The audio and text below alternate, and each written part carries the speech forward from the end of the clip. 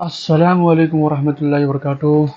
So today in this video we will see the June July 22 paper, and under this we will going to solve the fund flow statement, this 12th B, because 12th B is very easy and you can do, but 12th B I think it is with the adjustment it's not too hard. Okay, तो चलिए आज हम लोग ये करेंगे। तो आपको screenshot लेना है तो ले लीजिए, उसके बाद हम स्टार्ट करेंगे ये। एंड इसके अंदर जो ए नेट प्रॉफिट है ये मिसिंग इन्फॉर्मेशन कुछ नहीं है ये।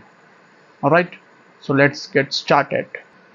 सो हियर यू सी, ये है प्रोफार्मा उसका, ये है फर्स्ट। इसमें हम करेंगे changes in working capital. Okay, then उसके बाद हम फर्दर आगे जाएंगे। ओके, इसका मेन प्रोफार्मा अगर आपको देखेंगे तो चेंजेस इन वर्किंग कैपिटल बनेगा, और second adjusted profit and loss, and third sources and application, ये 3 बनेंगे। बट उसके साथ कुछ एडजस्टमेंट अगर देता है तो फिक्स एसेट, डेप्रिसिएशन, तो उसको भी हम ऐड करेंगे।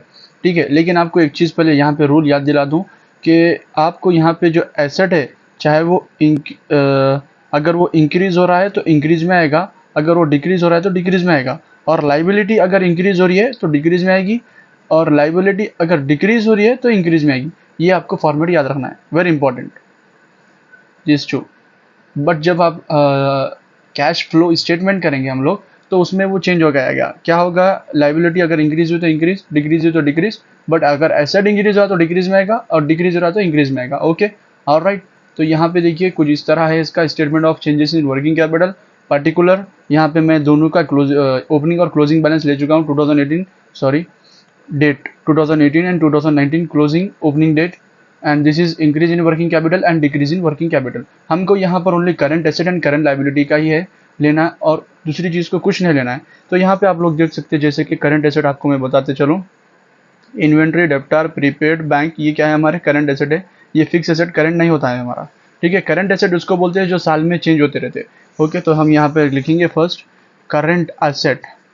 तो यहाँ पे फिक्स्ड एसेट कितना है हमारा, फिक्स्ड एसेट है, अरे सॉरी अभी अभी आपको बोला मैं सॉरी, इन्वेंट्री आएगा, वो फिक्स एसेट का एडजस्टमेंट बनेगा। ओके, अगर डायरेक्टली अगर नहीं दिया तो वो सोर्सेस एंड एप्लीकेशन में आएगा। तो इन्वेंट्री, तो इन्वेंट्री कितना है हमारा, 93,400।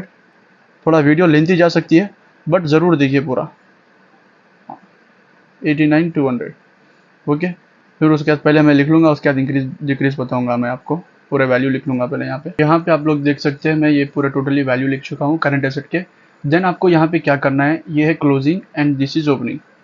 ओके, तो यहाँ पे आपको देखना ये है कि यहाँ से यहाँ पर, यानी कि 18 से 90 तक कंपेयर करें तो क्या वैल्यू बढ़ रही है या घट रही, यानी कि माइनस हो रही है या प्लस। तो ये 93,400 है, 93,000, और ये 89,200 है। तो इसका मतलब जब यहाँ से बोलते सो वैल्यू आ रही है तो यहाँ पे डिक्रीज हो रही है। तो डिक्रीज बोले तो हम किस में लिखेंगे इसको, इन दोनों का माइनस करेंगे, 4,200। ठीक है, फिर उसके बाद 30,000 सेम, 30,800 है, 21,100 है। तो यहाँ पे भी क्या हो रही है, डिक्रीज। डिक्रीज में क्या बोला था, अगर एसेट डिक्रीज हो रहा तो डिक्रीज में आना, इंक्रीज रहा तो इंक्रीज। तो 30,800 माइनस 21,100, तो ये आपको आएगा 9,700। देन सेम 3,950 माइनस 3,000, तो ये भी डिक्रीज हो रही है, कितना, 950 का 950। देन उसके बाद 28,100 माइनस 20,000, यानी कि यहाँ से यहाँ डिक्रीज हो रही है वैल्यू, तो ये भी आएगा आपको 8,100 डिक्रीज में। देन सिंपली इसका टोटल लेना है आपको, और दोनों से टोटल लिखना है। तो यहाँ का टोटल आया है हमारा 1,56,250, एंड ये आया है 1,33,300। ओके, ये हमारा हो चुका है। नाउ अब हम करेंगे, ये करंट एसेट हमारा हो चुका है। अब इसके बाद आपको जो आएगा प्रोफार्मा के हिसाब से करंट लाइबिलिटी। अब करंट लाइबिलिटी में आपको ये वैल्यू देखना है यहाँ पर। ये शेयर कैपिटल को छोड़ना है क्योंकि share capital source and application में आता है। आपको यहाँ पे करंट लाइबिलिटी में ओनली क्रेडिटर्स है जो करंट लाइबिलिटी। ओके, ये डिबेंचर भी करंट लाइबिलिटी नहीं होती है। डिबेंचर आपको यहाँ पे देखिए 50,000 है, और ये है, तो ये बोलते सो आपको आएगा सोर्सेस में आया था आई थिंक, नहीं सॉरी, ये डिबेंचर आएगा आपको एप्लीकेशन में, क्योंकि यहाँ पे देखिए 18 का दिया है। 18 मीन्स ये पे करे जो है परचेस। ओके, तो ये 19 का कुछ भी नहीं है, तो ऐसा उसको करना मैं आपको बताऊंगा उसका। बट आप करंट लाइबिलिटी देखिए, क्रेडिटर्स है ओनली, तो क्रेडिटर्स यहाँ पे लिखूंगा मैं, क्रेडिटर्स, और इसका अमाउंट है 28,000 ओपनिंग, एंड क्लोजिंग का है 48,000, अब देखिए आप यहाँ से यहाँ वैल्यू क्या हो रही है, बढ़ रही है या घट रही है।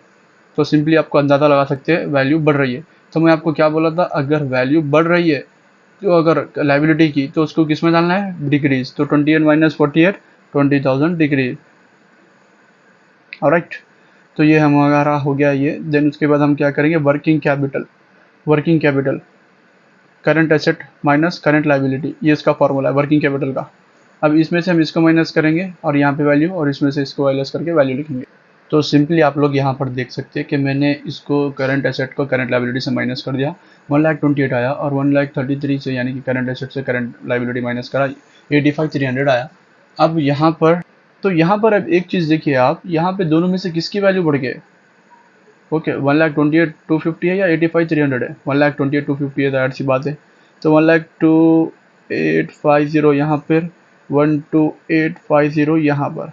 अब ये बड़ी वैल्यू मैं बोथ साइड लिख दिया। अब इसमें से मैं इसको माइनस करूँगा तो कितना आएगा मेरे को, 42,950। ये आया है हमारा डिक्रीज इन वर्किंग कैपिटल। अगर ये 19 में आता तो डिक्रीज, अगर यहाँ पे आता तो इंक्रीज रहता था। देन इसको भी हम प्लस करेंगे तो इसकी वैल्यू हमको क्या लिखें, same as it is value आएगी इसकी भी, 42,950। टोटली एक्यूरेट वैल्यू दे दिया इसमें। अगर इससे इसके अगर रहता तो सेम एज इट इज इसी की तरह करते थे उसको भी, बट डायरेक्टली यहाँ पे आपको वैल्यू दे चुका है। तो हमको यहाँ पे लिखना है, इसको ज़रूरत है 42,950। देन यहाँ पे भी 42,950 same as it is. This is our working capital, very very important है। इंशाल्लाह ये बार भी पूछेगा, ये कॉन्सेप्ट समझिए आप बस। अब इसके आगे हम जाएंगे फिक्स एसेट में। अब फिक्स एसेट में आपको देखिए यहाँ पे बताते चलूँ कि फिक्स एसेट यहाँ पे दिया है। ओके, आपको हर बार बनाए तो आपको आसानी होगी। यहाँ पे 2018 1,52,000 एंड 2 लाख दिया है, बट उसके साथ यहाँ पे दे रहा है कि डेप्रिसिएशन चार्ज 10,000। डेप्रिसिएशन चार्ज कर रहे हैं 10,000 किसके ऊपर, फिक्स एसेट के ऊपर। दूसरा एसेट तो कुछ है भी नहीं यहाँ पर, फिक्स एसेट ही है। तो 1,52,000। तो जब हम बनाते हैं फिक्स एसेट का तो उसकी ओपनिंग किस में डालते हैं हम लोग, डेबिट में डालते हैं। टू बैलेंस ब्रॉट डाउन कितना है हमारा, टू बैलेंस ब्रॉट डाउन है 1,52,000। देन हम उसका जो क्लोजिंग होता है बाय बैलेंस कैरिड डाउन बोल के हम लोग लिखते हैं 2 लाख, 1 2 3 4 5। ओके, अब इसमें डेप्रिसिएशन देना है हमको, ऑलरेडी डेप्रिसिएशन मेंशन करा है 10,000। तो यहाँ पे हमको लिखना है बाय डेप्रिसिएशन 10,000। ऑलराइट, तो ये है। अब यहाँ पे आपको देखना है दोनों में से वैल्यू किसके बढ़ गई है, दिस वन। तो ये कितना बढ़ रहा है, बोथ साइड लिखिए 2,10,000। तो यहाँ पे भी लिखिए 2,10,000। अब यहाँ पर 2,10,000 में से 2,10,000 माइनस 1,52,000 करिए, तो ये आया आपको 58,000। तो 58,000 की आपको यहाँ पर ज़रूरत है, 58,000। अब ये जो 58,000 मैं लिख रहा हूँ ये आपको जाएगा डायरेक्टली टू बैंक, यानी कि परचेज। ये बैलेंसिंग फिगर है 2,58,000। ओके, ये जाएगा आपको परचेज में। अगर if the value is increase in debit side and whatever the balancing figure is come in credit side, that comes under sales, यानी कि सोर्सेस में आएगा। ये एप्लीकेशन में आएगा यहाँ पर का, ये सोर्सेस में आएगा। तो उसी के हिसाब से आगे बढ़ेंगे, आपको बताऊंगा। आप डिप्रिसिएशन फंड बनाना है, इसका थोड़ा इससे मैचिंग रूल है, वो आपको बताता हूँ मैं। तो यहाँ पे आप लोग फर्स्ट देखिए, डिप्रिसिएशन फंड दिया है 60,000 एंड 40,000। Okay, 60,000 and 40,000। और एडजस्टमेंट के हर बार 2 इफेक्ट होते हैं। एक इफेक्ट हमने यूज़ कर लिया, अब एक इफेक्ट हमको यूज़ करना है। डिप्रिसिएशन फंड 60 एंड 40,000 दिया है, तो हम सिंपली यहाँ पे डिप्रिसिएशन फंड अकाउंट बनाएंगे और सेम एज इट इज़ यहाँ पे भी ऐसे ही करेंगे, टू बैलेंस ब्रॉट डाउन। अब टू बैलेंस ब्रॉट सॉरी इसमें आपको ऐसा नहीं करना है।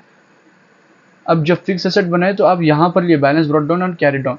अब आपको क्या करना है, यहाँ पर आपको लेना है बाय बैलेंस ब्रॉट डाउन। ये ओपनिंग बैलेंस यहाँ पे आएगा और क्लोजिंग यहाँ पे आएगा। यहाँ पे ओपनिंग आया था क्लोजिंग, तो इसका vice versa opposite, opening and closing. तो ओपनिंग कितना है हमारा 60,000, 60,000 लिखिए। देन उसके बाद to balance carry down closing है हमारा 40,000। हम ये डेप्रिसिएशन फंड बना रहे हैं तो हमारा डेप्रिसिएशन ऑलरेडी मौजूद है यहाँ पर, ठीक है। तो ये कितना है 10,000। अब इसकी एंट्री हमको यहाँ पर लेना है, ये आपको जहन में रखना है, ओके। ये एंट्री हमको यहाँ पर लेना है। तो ये किसका है depreciation? To fixed asset depreciation कितना है 10,000। तो जब हम यहाँ पे शिफ्ट करें तो फिक्स एसेट का डेप्रिसिएशन आ चुका है 10,000। अब यहाँ पर आप देखिए दोनों में से वैल्यू किसकी बढ़ गई, 40 + 10 50 है, ये 60 है, तो बोथ साइड हम लिखेंगे 60,000। तो यहाँ पर देखिए 10,000 आपको होना है, तो सिंपली आपको 10,000 यहाँ पे लिखना है अभी, और ये आएगा to profit and loss balancing figure. ये एडजस्टेड प्रॉफिट एंड लॉस में ट्रांसफर होगा, एडजस्टेड प्रॉफिट एंड लॉस। तो चलिए एडजस्टेड प्रॉफिट लॉस देखते हैं। तो सिंपली आप लोग देख सकते हैं ये है रिजर्व, यही है प्रॉफिट एंड लॉस 70,250 एंड 85,300। तो इसको यहाँ पे आपको ऐसा लिखना है, बाई बैलेंस ब्रॉट डाउन, यहाँ पे ओपनिंग लिखना है, क्लोजिंग थोड़ा ये जहन में रखे तो आप बस है 70,250 एंड यहाँ पे आएगा टू बैलेंस कैरी डाउन, ये आपको बनेगा 85,300 ऑलराइट। और उसके साथ यहाँ पे एक एडजस्टमेंट है टू कैश डिविडेंड, हमेशा याद रखना है कैश आपको हमेशा कहाँ पे आएगा, डिविडेंड आप पे करते हो उसको, तो आपको आएगा debit side adjusted profit and loss में। उसके दो इफेक्ट होते हैं एडजस्टमेंट के, तो 12,000 है यहाँ पर। फिर उसके बाद जो अभी आपको मैं बताया कि जो प्रॉफिट एंड लॉस है by profit and loss balancing figure जो हमारे को निकला था 10,000, उसको हम यहाँ पे लिखेंगे। देन दोनों की टोटलिंग लेना है और कुछ नहीं है इसके अंदर, बस इतना ऐसा है। अभी एक नेक्स्ट वीडियो बनाऊंगा तो शायद मैं भी उसमें कुछ और ज़्यादा है तो आपको बताऊंगा। तो यहाँ पर देखिए इसकी टोटलिंग बढ़ के आ रही है, तो 97,300 यहाँ पे लिख चुका हूँ, यहाँ पे क्रेडिट डेबिट साइड टोटलिंग बढ़ के आ रही है। तो यहाँ पे बनेगा उसका फंड फ्रॉम ऑपरेशन, इन दोनों के मैं 97,300 में से माइनस करा तो मुझे निकला है 17,050।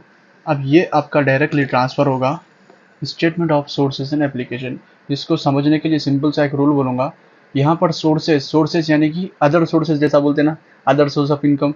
जस्ट एक एग्जाम्पल के लिए बता रहा हूँ, ये इनकम यानी कि पैसे आए गए, यहाँ पर पैसे आए सो एप्लीकेशन परचेज वगैरह करे तो यहाँ से पैसे गए, जैसे कि इसको इनफ्लो कह सकते हैं पैसे है, इसको आउटफ्लो कह सकते हैं पैसे गए, जस्ट एग्जाम्पल के लिए। तो यहाँ पे लिखूंगा मैं फंड फ्लो।